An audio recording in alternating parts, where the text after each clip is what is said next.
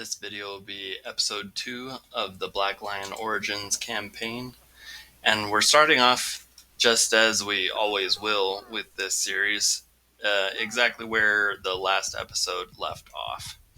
We had just fought 9 looters just outside of Pencanic, and right next to them was another warband, or if you call them a warband, another pack of bandits, of 5 looters that we are now dealing with. Though we're starting this fight with low health, it should be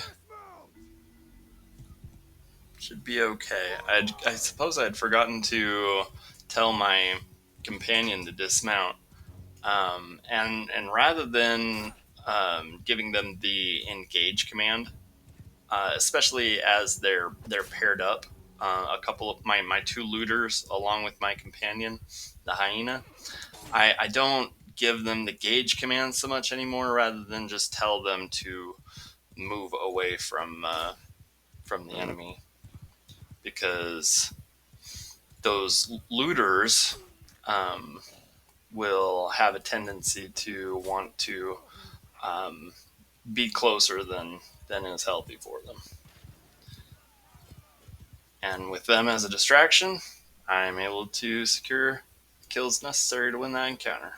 So we're going to head to Pencanic and look for some more boars. I think Lanarken might be bound to, the village of Lanarken might be bound to Pencanic, and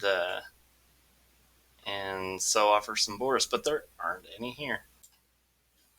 So what happens is that at the beginning of the game, all of the towns that have villages that are trade bound to them that produce pigs will, generally speaking, have pigs in them that you can go and butcher and sell the parts for monetary gains. What happens is that if you're too slow getting to those towns, though, the merchants passing through will buy those pigs from that town and sell them elsewhere.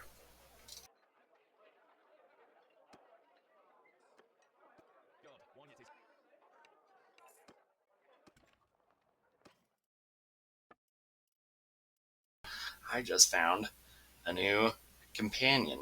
Not only does he have roguery skill, which will be very important when I start setting up gang alleys in order to level my own roguery skill, but he's also got a significant amount of bow skill, which is why I'm giving him the legendary ranger's bow, because he'll be much better served to use it. And because there wasn't a bow for sale for the hyena here, I just went ahead and gave him a shield in case we end up in a fight. And we're going to give, I'm just going to call him Butch. Give him a horse and saddle, so that we move around faster on the map that way with more cavalry. So I am by no means a master of the early game, and especially not the early game combat. So doing tournaments, especially whilst being observed by an audience, is always an exercise in humility for me. But I always think that it's worth doing, because it's a free opportunity to get EXP. Like maybe I win, maybe I don't. More than likely I don't. But it's always an opportunity to get EXP, and that, as you know, is one of the biggest goals of this campaign, is to get to level 56 and chronicle the journey that is. And to that end, we have to take advantage of any opportunity to gain any EXP. Another avenue of gaining EXP that we will employ, that we have already employed, is to fulfill all the roles in our party. Even though I indubitably have companions that would do better in some other roles, maybe the medicine, the surgeon role, or the scout. I still fill those roles because if you dole those roles out to your clan members, you're depriving yourself the opportunity of gaining passive EXP, and that passive EXP is very important. I I always like to get on horseback, and the crossbows that you end up with in the Vlandian tournaments, they're the light simple crossbows, I think, or either that or the light crossbows, and so you can load them from horseback, which is worth noting because you're always much safer on horseback. Here I'm pitted against a noble, and I don't see that I have a whole lot of shot.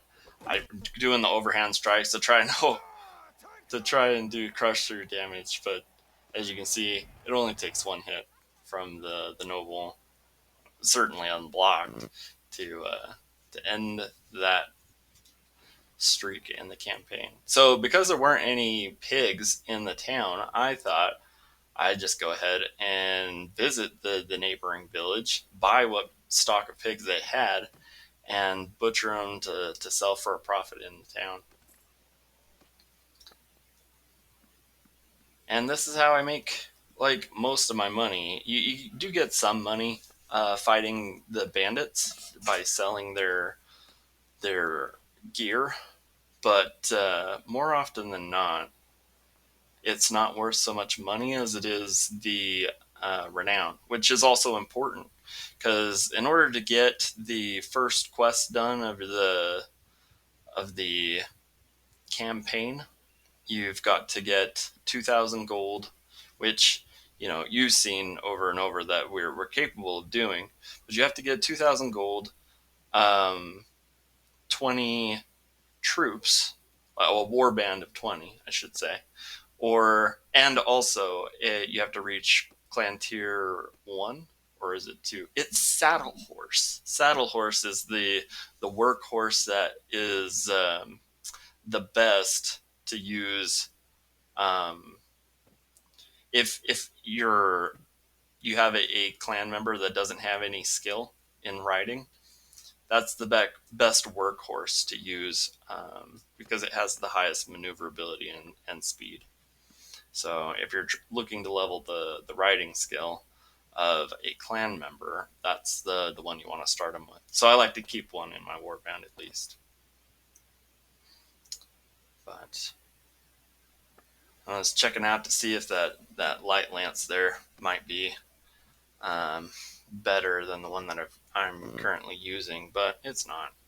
So I want to get the hyena a new bow because I'm not a huge fan of the the idea of having him just using melee weapons.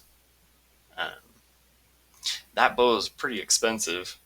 We basically ate up all of our profits purchasing that, but it's worth it. In the early game, uh, basically all you can justify spending money on is um, is weapons, horses, and troops.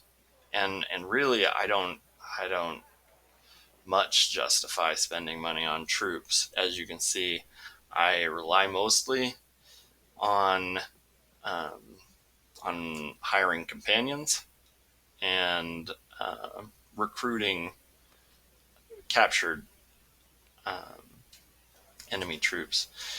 What I was doing right there is I was visiting the inn to ask to see if they had anybody in the kingdom that the innkeeper knew of that was skilled in roguery that I could hire for a companion. And this is a terrible deal for the pigs. It's so much gold for just two. But I'm gonna go ahead and do it anyway. And I think I'm gonna actually operate at a loss this time. I don't always pay attention, um, and sometimes it costs me money. But more often than not, I I do manage a substantial gain.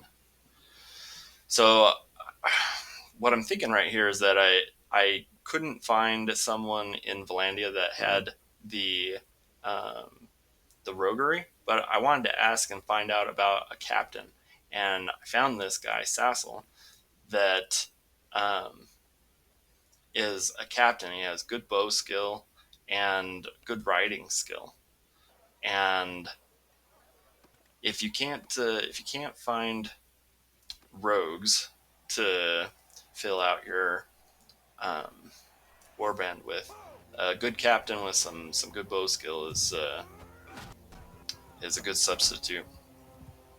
Again, we're in the arenas picking up what EXP we can, but thankfully we're on horseback this time, and I always do so much better on horseback, which isn't actually a guarantee that I'm gonna win anything, but I'm still gonna have a better time of it.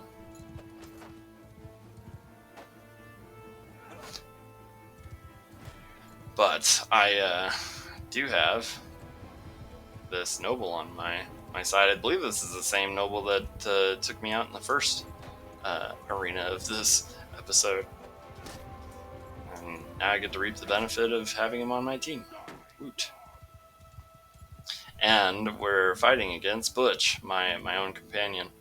So even if he takes us out, at least he'll have a shot at winning the whole thing. I saw this bill hook. It's not a bill hook, but it's a swinging only type polearm that dropped off of one of the infantry troops in this arena fight, and I figured that was a much better shake for doing damage to this enemy cavalry guy. And I was right. It was the crush through damage that did it in the end. I'd love to win this arena because those heavy warlord pauldrons are fantastic shoulders to have, especially so early in the game. I put my shield away right here so that I could try and keep up with my companion, the person that I'm grouped with in this arena fight. Um, it's super important to stay with them, and I wanted to try and just block my way through that fight until one of those other two won, because then maybe I'd have had a chance to proceed to the next step of the tournament, but it didn't happen. I tried to do a shield bash, and he was hitting me right at the same time. But you'll see I made a level, and we're going to put that focus point into riding skill, because riding is super important. A lot of YouTubers even will like they will profess that there's absolutely no point um, in leveling your riding skill, but the passive skills, I mean, it's past a certain point. Obviously, I believe it's like at 125, 150, you get perks that help you with your movement speed on the world map, and that's obviously helpful. But I've heard it said that there isn't any point in leveling your riding skill beyond that. And once again, poor Hyena gets his bow stolen for in favor of one of these my newest companion, Sassel. Um, Sassel has actual bow skill, and the Hyena does not. But yeah, as I was saying, you want to uh, you want to level your riding skill because of the passive um, bonuses that you get from riding increase your movement speed and maneuverability on the battlefield, and that is huge in terms of dealing damage and evading damage, which is basically all that fighting is about. So I don't really understand when people say that it's not important. We're running pretty low on gold. We only have 365, but we found these Sea Raiders. I kind of loathed to fight both of them, but ended up stuck with both of them at the same time anyway. We've got three companions and two looters. I believe those are two looters. And myself to fight them with. I remember just in the nick of time that we have pack animals that I don't want to lose if we if we end up losing this fight. So we put them in our civilian kit, and that way, if we lose, they won't be lost to me. Absolutely gonna dismount them and try and keep them paced out in front of the enemy. Keep the enemy distracted, and I need to focus on the enemy that are distracted and not focus on the enemy that want to kill me. Give them a more ready opportunity to do that. That would not be ideal. We're going to tell them to engage, and that might be a mistake. You can see these looters are hovering too close to the Sea Raiders here. I think that maybe these looters could throw rocks, but they're not throwing rocks. And I messed up big here. I let the Sea Raiders get too close, and now they're engaged with. There goes one of my companions. Butch just went down. He's not dead, but I lost one of my looters. Died completely, which is a big oof. Because as soon as these my clan members, my not clan members, but my warband gets defeated, then all of these Sea Raiders are focused on me, and that's no good at all. We don't want that. But we're running out of map here, and that is going to be our demise, because now we've got a path through the Sea Raiders, and two more of my guys go down. And there goes my other looter. He's dead. That is rough business. And it's just me. Me against, what is it, 6?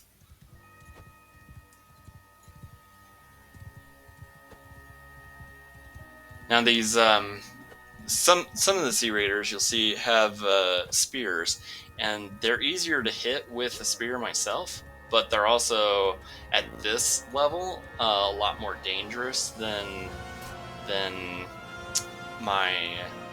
it would be for my other, like, my 59th level character. So the reason why it's more dangerous is I don't have the weapon skill or a better pole arm to ensure that my strike is faster than theirs. And their pole arm is absolutely longer than mine, so as you saw, that can lead to disaster.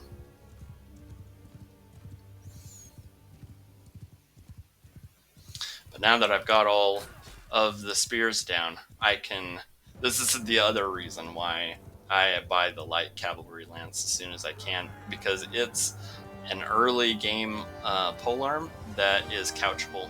And couchable polearm, like if you couch your lance against a infantry that doesn't have a polearm, then you're more than likely to come out smelling better than they do. As you can see from this encounter, we're able to secure the win from those 3. Anyway, this has been episode 2 of the Black Lion Origins campaign, and I hope you have a great rest of your day.